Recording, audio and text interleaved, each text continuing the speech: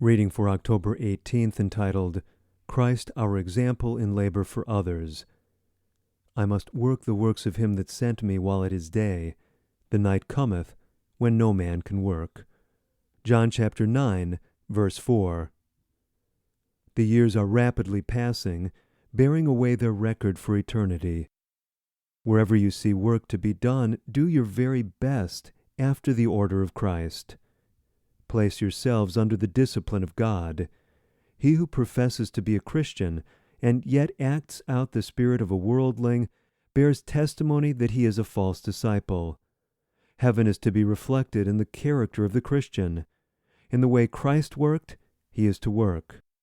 Our cause should be years in advance of what it is.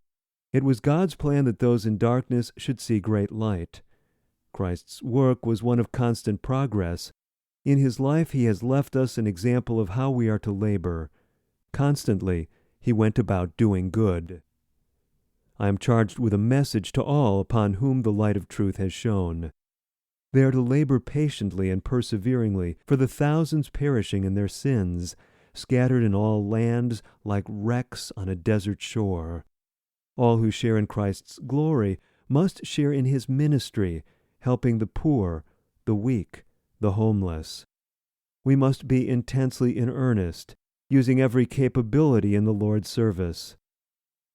Precious results will surely follow unselfish efforts.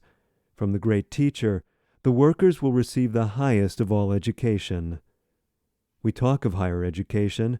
This is the highest education, to make the life of Christ our constant lesson book. Let every soul whose name is on the church books put away all pride, all frivolity, all desire to follow the fashions of the world.